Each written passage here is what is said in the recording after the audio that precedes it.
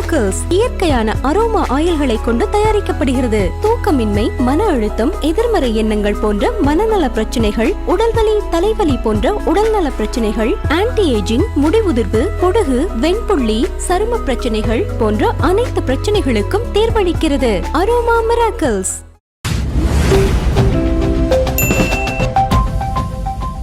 வாங்கிக்கங்க, சந்தோஷமா வாங்கிக்கங்க. எல்லாம் உங்க பணம் தான். வாங்கிக்கிட்டு அவங்க காதிலேயே விசில ஊதி அனுப்புங்க. ஊழலற்ற ஆட்சி கொடுப்போன்னு விஜய் அவர்கள் சொல்றாரு. இப்போ அவங்க தேர்தலுக்கு காசு கொடுத்தா வாங்கிக்கன்னு சொல்றது எப்படி சார் சரியா இருக்கும்? அதாவது தாவேகா வாக்குக்கு பணம் கொடுக்க தயாராக இல்லை, அவர்கள் கொடுக்கவும் மாட்டார்கள். அந்த உண்மையை, யதார்த்தத்தை நாம புரிஞ்சுக்கணும். அதே நேரம் தாவேகாவை தோற்கடிக்க மற்ற கட்சிகள் பணம் கொடுக்குறாங்க. ஏன்னா நீங்க என் மேல உள்ள விசுவாசத்துல அந்த பணத்தை வேணான்னு சொல்லிடாதீங்க, வாங்கிக்கோங்க. எல்லாத்துக்கும் மேல அந்த பணம் உங்க பணம். அதுதான் நம்ம பாயிண்ட் அவுட் பண்ண வேண்டியது. இன்றைக்கு ஒவ்வொரு கட்சியுமே ஆட்சி அதிகாரத்தில் அமர்ந்த காலகட்டத்தில் பல ஆயிரம் கோடி சம்பாதிச்சிருக்காங்க. பல ஆயிரம் கூட இல்லை, பல லட்சம் கோடி சம்பாதிச்சிருக்காங்க. யார் பணம்? அது மக்கள் பணம். நான் மக்களுடைய பாக்கெட்லேருந்து நேரடியாக நீங்கள் பிடுங்கலை. மக்களுக்காக ஒரு திட்டத்தை செயல்படுத்துறீங்க. 100 கோடியில் இந்த திட்டம் செயல்படுத்துறீங்க அப்படின்னா அதில் எனக்கு 30 கோடியை கமிஷனாக கொடுங்குறாங்க. என்ன, இப்படித்தானே இந்த கட்சிகள் எல்லாமே பணம் சேர்த்துருக்காங்க.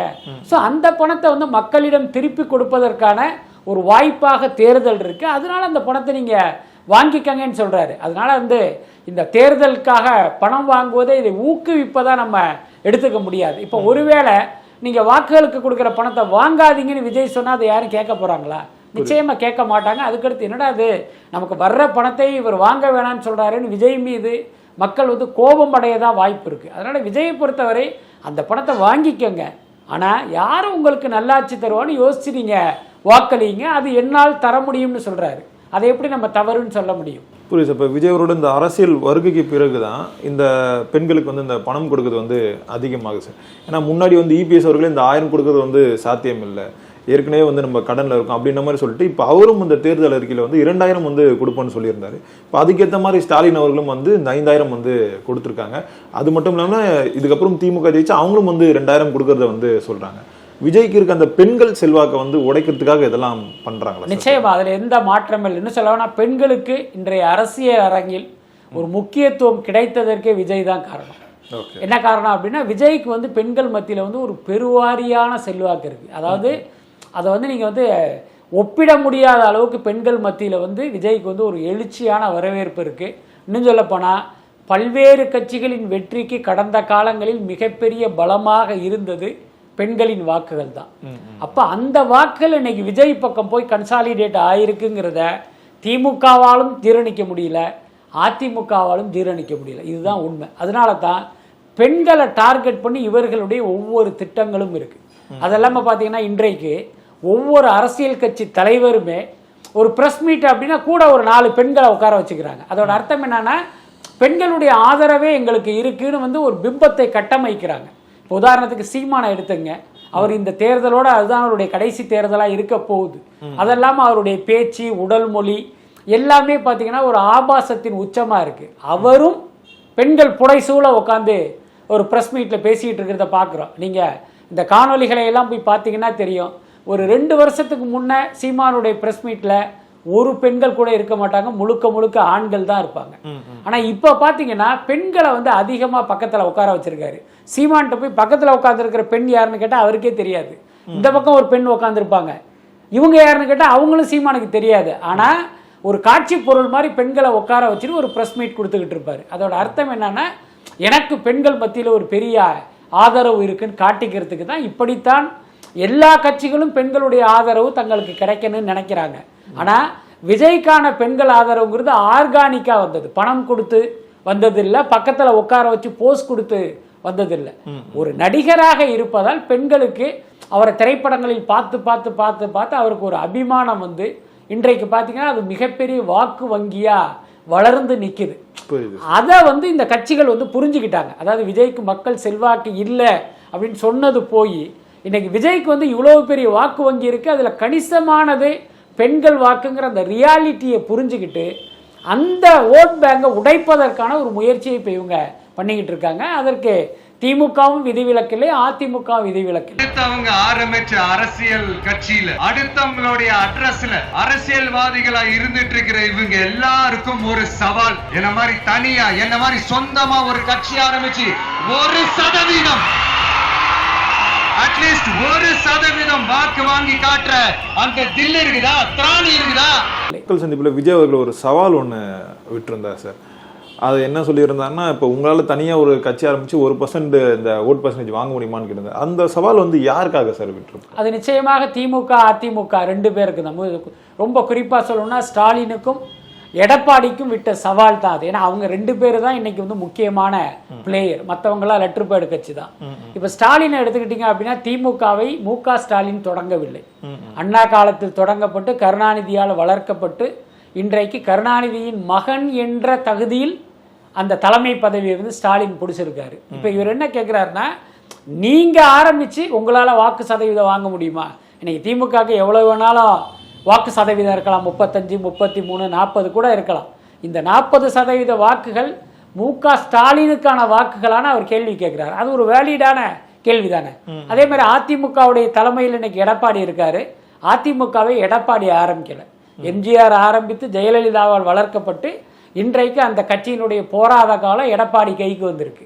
இவர் என்ன கேட்கிறாரு அப்படின்னா, நீங்க கட்சி தொடங்கி உங்களால் 1% வாக்கு வாங்க முடியுமான்னு கேட்கிறாரு.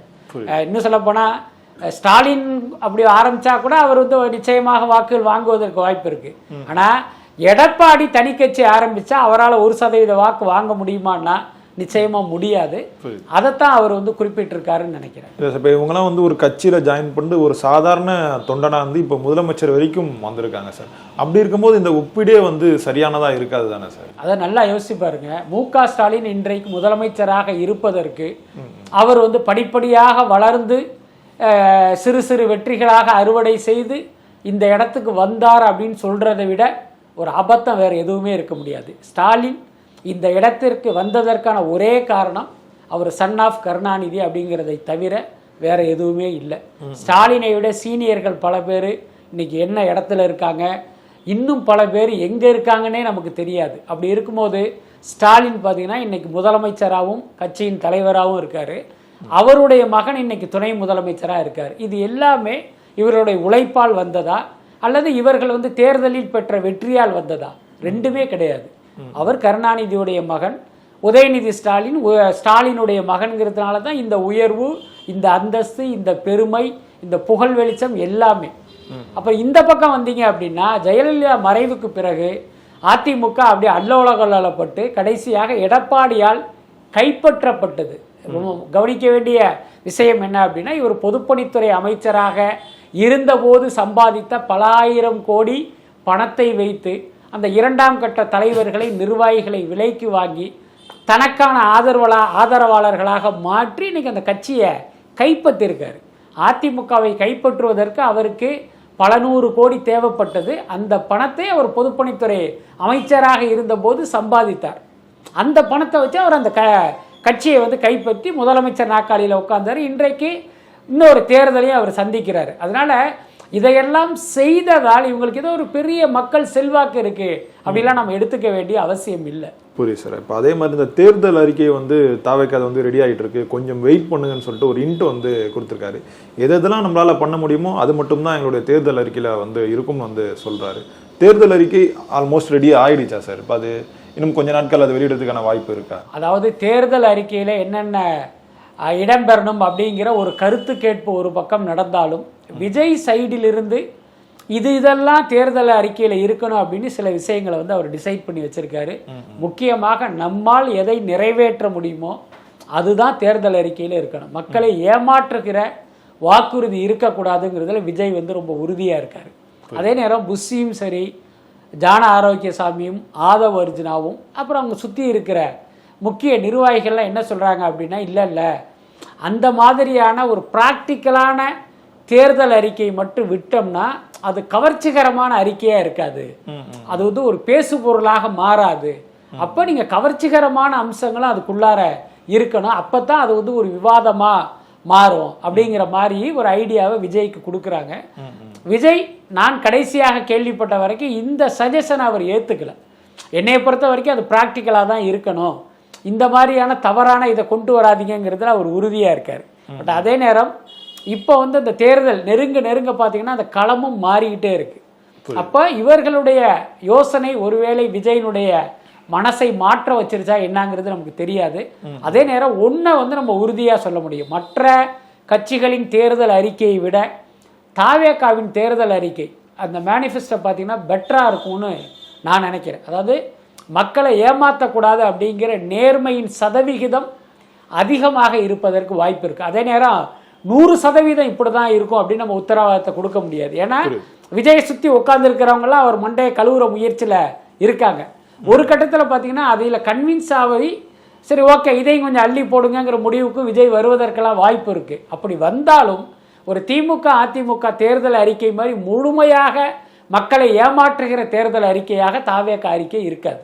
புரியுது சார். இப்போ நாங்கள் ஆட்சிக்கு வந்தால் வந்து பம்போ மாட்டோம்னு சொல்லிட்டு விஜய் அவர்கள் வந்து சொல்கிறார். இப்போ அவங்க இது தரலாம் சொல்ல மாட்டோம்னா எந்த எல்லைக்கு வேணால் போய் போராடும் வந்து சொல்கிறாரு.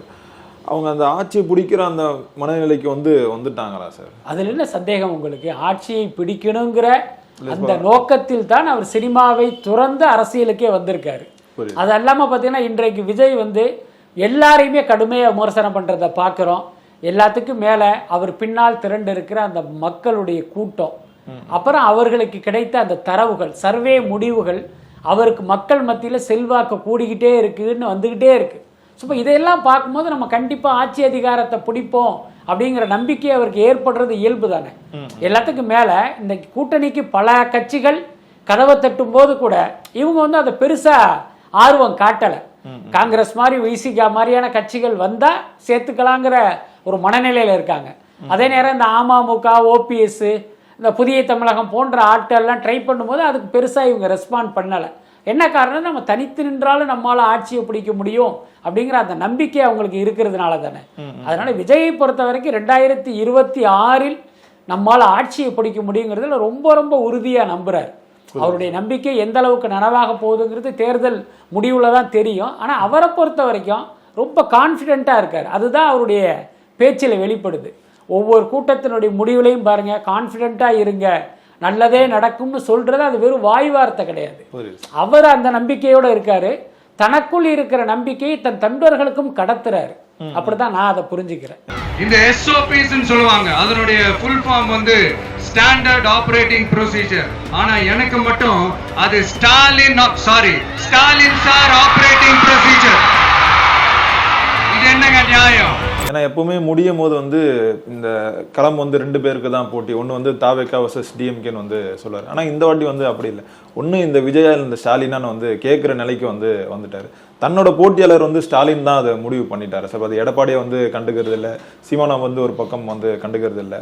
ஏன் உதயநிதி ஸ்டாலின் கூட அவர் பெருசாக டீல் பண்ணல. அவருடைய போட்டியாளர் ஸ்டாலின்றதுல மும்முரம் காட்டுறாரு. ஒரு விஷயத்தை நீங்க புரிஞ்சுங்க, விஜயனுடைய பேச்சிலே அவர் சொல்லியிருப்பாரு, தனிப்பட்ட எந்த கட்சிக்கும் நான் எதிரியோ விரோதியோ கிடையாது, நீங்க இருக்கீங்க, நான் ஒரு கட்சி ஆரம்பிச்சிருக்கேன் அப்படின்ட்டு அவர் குறிப்பிட்டிருப்பாரு. அதே நேரம் இன்றைக்கு ஸ்டாலின் அப்படின்னு அவர் பேசுவதற்கான காரணம் என்னன்னா, திமுகவின் தலைவர் அவர் தான். ஏற்கனவே அவர் என்ன சொன்னாரு, தாவேகா வெர்சஸ் திமுகன்னு சொல்லியிருக்காரு. அப்படி இருக்கும்போது ஸ்டாலின் தான் நம்மளுடைய எதிரி, அவரைத்தான் வீழ்த்தணும்னு சொல்றது எப்படி தப்பாக இருக்க முடியும்? அதாவது ஸ்டாலின் மீதான ஒரு தனிப்பட்ட வன்மமா, தனிப்பட்ட பகையா நம்ம எடுத்துக்க வேண்டியது இல்லை. திமுகவை ஆட்சியிலிருந்து அகற்றணும், ஸ்டாலினை முதல்வர் நாற்காலியிலிருந்து இறக்கணும், அந்த நாற்காலியில நான் உட்காரணுங்கிறது அவருடைய நோக்கமா இருக்கு. அதனால அவரை முன்னிறுத்துறாரு. அதுக்கப்புறம் எல்லாருக்குமே கிளியர் கட்டாக தெரிந்த உண்மை என்ன அப்படின்னா, 2026 தாவேகா வெர்சஸ் திமுக தான். அதுல எந்த மாற்றமும் இல்லை. இந்த போட்டியில அதிமுக கூட்டணிக்கெல்லாம் இடமே கிடையாது.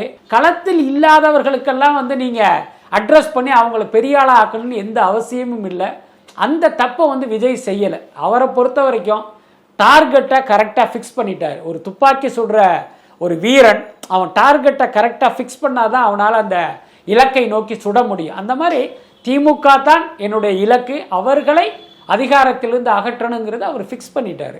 அதை நோக்கி அவர் பயணிக்கிறார். அதை நம்ம தப்புன்னு எப்படி சொல்ல முடியும்? அதை தனிப்பட்ட பகையாக, தனிப்பட்ட வன்மமாக எப்படி நம்ம பார்க்க முடியும்? ஆனால் இப்போ ஸ்டாலின் சைட்லேருந்து எந்த ஒரு ரியாக்ஷனும் வர மாட்டேங்குது சார் விஜய் குறித்து. நம்ம அது ஈஸியாக கடந்து தானே போயிட்டு இருக்காங்க. அவங்கள பொறுத்த வரைக்கும் என்ன அப்படின்னா, தாவேகா நேற்று ஆரம்பித்த கட்சி ஒரு எல்கேஜி. நம்ம திமுகங்கிறது பாத்தீங்கன்னா ஒரு பாரம்பரியம் மிக்க ஒரு கட்சி. நமக்கு போட்டியாக இவரை அந்த இடத்துல வைக்கிறதா, இவரை பத்தி நம்ம பேசி அவங்களை பெரிய ஆள் ஆக்குறதான்னு அவங்க நினைக்கிறாங்க. அதோட அர்த்தம் என்ன அப்படின்னா, நமக்கு சமமான அந்தஸ்தை தாவேக்காக்கு கொடுத்துடக்கூடாது அப்படிங்கிறதுல ரொம்ப கவனமா இருக்காங்க. அப்படி பேச ஆரம்பிச்சிட்டா மொத்த ஊடகங்களும் அந்த 2 பேருக்கு தான் போட்டி அப்படிங்கிறதுல ஃபிக்ஸ் ஆயிடுவாங்க. இவங்களை பொறுத்த வரைக்கும் என்னன்னா, தாவேக்காவை புறந்தள்ளுவதன் மூலமாக அதிமுக தான் எங்களுடைய போட்டியாளர்னு ஒரு நேரேட்டிவ் செட் பண்ண பார்க்குறாங்க. அதிமுகவை பொறுத்த வரைக்கும் பார்த்தீங்கன்னா இன்றைக்கு அது ஒரு பலவீனமான கூட்டணி, புரியுதா இல்லையா? அதை முன்னிலைப்படுத்துவதன் மூலமாக நாம் தான் ஒரு சாம்பியன் அப்படிங்கிற மாதிரியான ஒரு தோற்றத்தை அவங்க ஏற்படுத்த முயற்சி பண்ணுறாங்க. பட் எல்லாத்துக்கும் மேலே நீங்கள் தாவேக்காவை அங்கீகரிக்காமல் இருக்கலாம், ஆனால் மக்கள் அந்த கட்சியை அங்கீகரிச்சிட்டாங்கிற உண்மையை நீங்கள் ஒரு கட்டத்தில் ஒத்துக்கிட்டு தான் ஆகணும். அப்படி இல்லை என்றால் இந்த முடிவு உங்களுக்கு அந்த உண்மையை காட்டும் அப்படின்னு தான் நான் நினைக்கிறேன்.